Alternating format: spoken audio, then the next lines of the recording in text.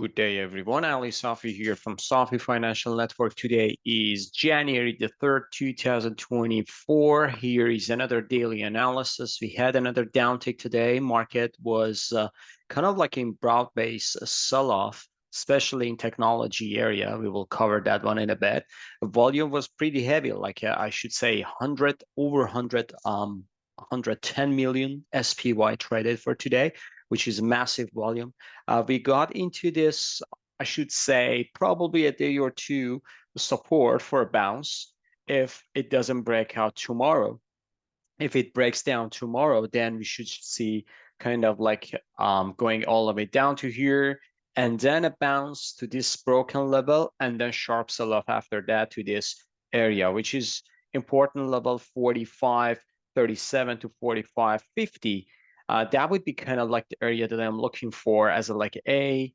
Here's the B, and here's the C wave corrective move to the downside and getting ready for next rally. So the month of January is bearish. I'm not bullish at all. So if you haven't seen my forecast for 2024 and also yesterday video and the other previous videos, make sure watch those ones as well because we just nailed the top here, specifically just the last week of 2023. And we mentioned the top and I said, hey, corrective move is coming. We didn't short the market the entire rally. We were kind of like waiting for this divergence to form at the top, and in many time frames, like a weekly, daily, 4 hours, and even monthly chart, it shows us that market is due for a corrective move to the downside. Remember, in October time, we nailed this bottom, and I didn't foresee this substantial rally. So this rally is a phenomenal.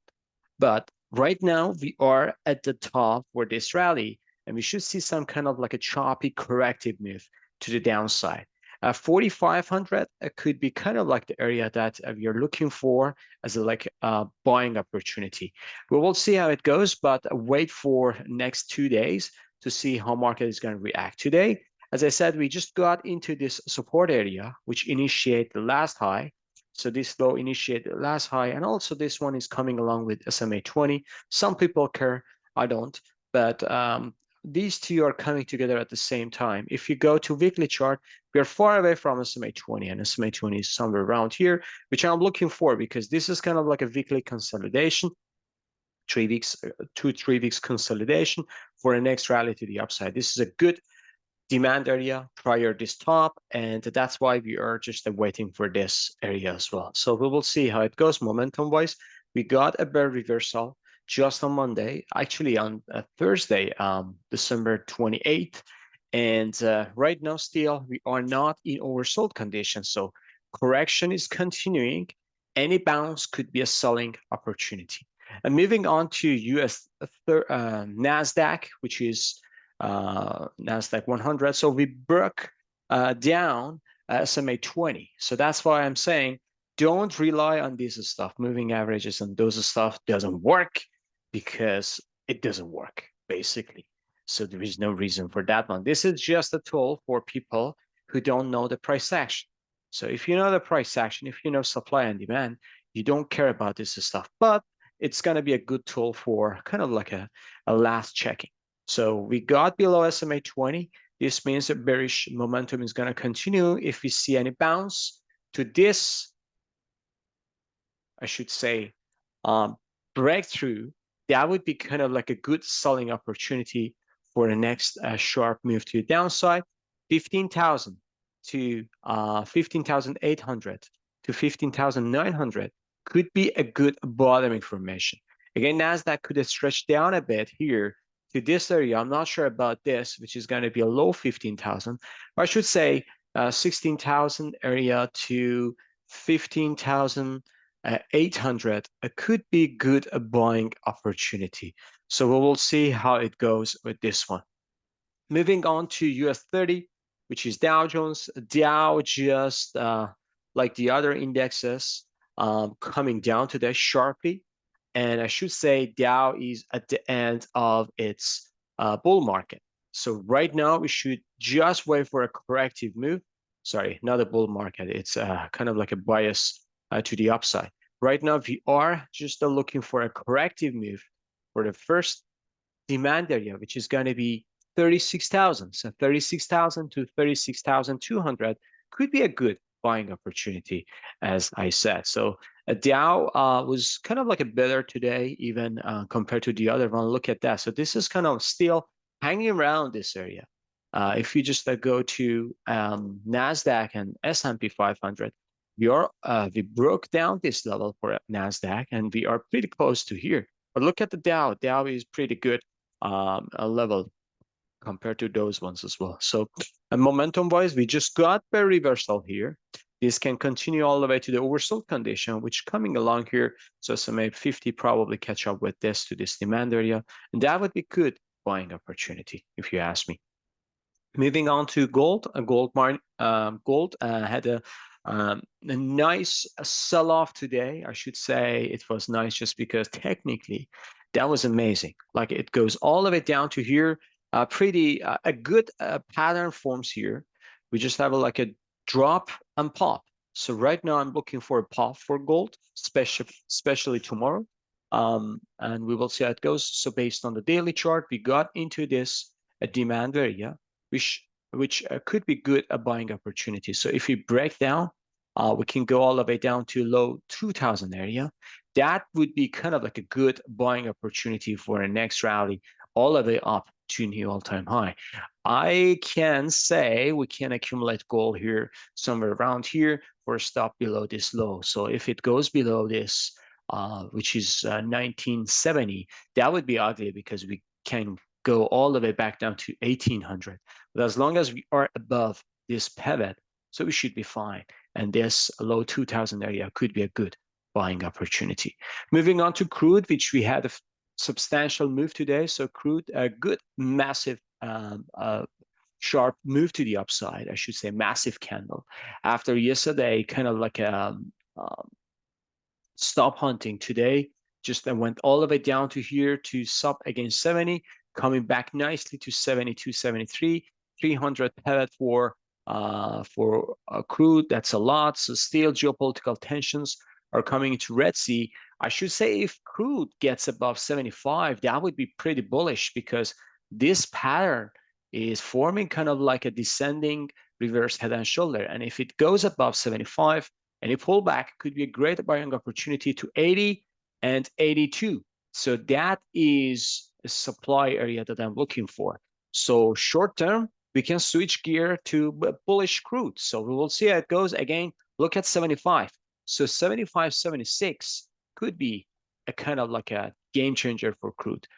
We are just at 72 right now, so stay tuned for that one. Moving on to individual names, starting with yield. Yield had a positive day today, so not a bad session, 4.33% close. Right now, we are just getting to this sharp decline.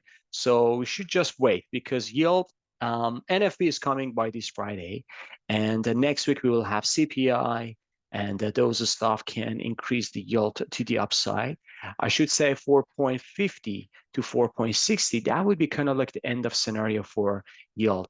And then we can see a move back to the downside. Treasury was positive today, so that was kind of like a surprise. It came up with gap down, but moving all the way back up there. So 98.72 was a Treasury for today. Not a bad price action. VIX finally coming up today. So sharp move to the upside, 6.36% to the upside.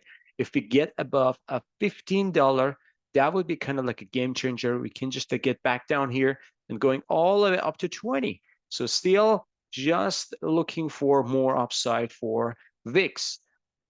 Dixie sharp move to the upside got into this important resistance. I should say this could be kind of like an ABC pop. We can see another pullback to 101.50 and then getting back up again to 103. So we will see how it goes for Dixie. But this is just a dead cat bounce for Dixie, and any I should say rip would be a selling opportunity. So sell the rips is going to be a good opportunity for Dixie. And let me just go with this one here. So I think, yeah, let's put it just on top of this candle. This area could be a selling opportunity for Dixie. Moving on to Magma indicator, which is our technology index. We had gap down, but not a bad price action. As I said, hiccup here as Dow, as kind of like a not Dow, S&P, Nasdaq is kind of like in the support area. So 1 day or two support could be a good bounce for the market. Apple just down again, another gap down. But as it says here, doji bar here. So we're pretty close to a demand area. So 178, 182 could be a good demand area. So wait for that one. Amazon is coming down. Amazon still, this one is forming the top. So I'm not sure if Amazon can reach this top anytime soon. We can see some kind of like a pullback to this area, 133 to 137 would be a great buying opportunity. Still waiting for that one. Meta, $1.82 down today, so not a bad price action. It goes on this top, probably we'll see a hiccup, but that hiccup could be a selling opportunity. Microsoft, 27 cents down, still holding up in this consolidation, but let's see if it breaks to the downside. If it rips to the downside, I should say it's going to be a pretty ugly. Microsoft can go all the way down to 346 to 333. Moving on to Google, which was positive today, not about price action. Google is one of those strong one. I'm not shorting this. I keep long, and I still have my position. Netflix, $1.76 up, not about price action. Getting to this wide range bar. It's kind of like a support here, but that could be kind of like a selling opportunity, I should say. If we see some kind of like a, I should say, slow momentum to the upside, forming a bear flag here for a next move to the downside. This is going to be a good opportunity, 400 to 410. That would be great. Tesla coming down sharply today, 4%. We are below this. If it doesn't hold up at 230, it can go all the way down, I should say, to 178 to 190. So I'm waiting for Tesla to get down to here to get involved with this stock. Semiconductors, another sharp move to the downside. Gap down. This is a top. This is kind of like important top for semis. And we are not seeing this one here anymore soon. So we can see some kind of like a pullback to 150 to 158 for a bounce to this area and possible scenario head and shoulder to the downside. I don't know. Semi could be into trouble, but we will see how it goes. SOX, the same pattern here, however, it's stretched up better. This one is getting below SMA 20. Now we are just heading to 500 to 510. So we will see how it goes with SOX. TSM coming down today as well. So gap down, TSM can go to 90 to 95. AMD coming down today, gap down below SMA 20. 129, 120. 129, 128 could be area, but I'm looking for 120 to 125 as like a juicy spot for a long position. NVIDIA, $5.99 and almost $6 down today, so not a bad price action. Still, if it holds 450, it can just have a bounce, but I should say NVIDIA is kind of like forming a double top here. If it gets below this, any pullback could be a selling opportunity to 400 to 420. So that's going to be the area that I'm looking for. I should say some bigger stuff is moving into semiconductors. So semis are in trouble right now. Texas Instrument coming down 166. Lam Research coming down today as well. But buyer just came back a bit because this is kind of like intermediate demand area. I should say Lam Research 660 to 680 could be a juicy spot for buy. Moving on to XLF, which is the financials. I should say these one already topped. We are due for corrective move to the downside. The first, an optimist goal is going to be 35, 34, and the next area is going to be a 33, which is going to be a fantastic area for XLF, KBE, the same pattern of 41 to 42, and then 38 to 39. I'm looking for a buying opportunity. KR Regional Bank, the same. So this is demand area. I'm not sure if it's holding this area. It can go all the way down to 43 to $45. JP Morgan 75 cents down today. So JP hit the all-time high yesterday, coming down today. I would say 156 to 158 could be a good buying opportunity, even 150. Goldman Sachs $6.51 down. Bank of America 37 cents down. So not a bad price action, still holding up this, but at this bullish consolidation, I should say, it's gonna fail to 30 to $31. Wells Fargo, as I said, this bull flag can go down, and fair enough. We just touched below this. Pullback could be a sell. So 44 to 45 is coming down the road. Moving on to gold miners, which had a gap down, I should say. They are in a juicy spot. They are in a good spot for a long position. So we will see how it goes. I should say gold can go up tomorrow, even next days, and gold miners can have a good one as well. GDXJ, $1.23 down. AEM, $1.49 down, still above this pivot. Newmont, 91 cents down. Franco-Nevada was fantastic, like this one, forming a bullish consolidation. Still 112, 113 is going to be the resistance. But if it goes above this, just imagine if it goes above 114, then we should see all the way to 118, and then 120 is coming down the road. And that would be kind of like any pullback. It could be a great buying opportunity again, 128. So I'm just looking for this one is happening. So we'll see how it goes. Gold Barrick, 55 cents down. Still above this wide range bar, low, which is not bad. Last sector today, XLE. So this one is forming reverse head and shoulder. And I should say they're pretty close to a breakout to the upside. So XLE is very, very important. XOP, $1.26 down, up, and the same pattern. We're forming kind of like a bullish pattern here. At 148 is coming. OIH, $1.27 up. Not a bad price action. Reverse head and shoulder. Exxon, 86 cents up. This one already close to the breakout to the upside. And Chevron, $2.85 up. This one, I thought that that was kind of like a rollover to the downside, but today, flip-flop to the upside, forming a nice bullish consolidation. If it gets above 154, can go all the way up to 160. So we'll see how it goes. But energy short term, I switched the gear to the bullish momentum. So we will see how it goes. Again, it is very, very fragile sector. It's kind of like a sensitive to geopolitical tensions. We have some issues in Red Sea, and also in Iran, we had like a terrorist attack, which I don't know which party did it. Some people may know, but these geopolitical tensions can increase the oil demand and can just make the oil price and energy stocks volatile. But we'll see how it goes.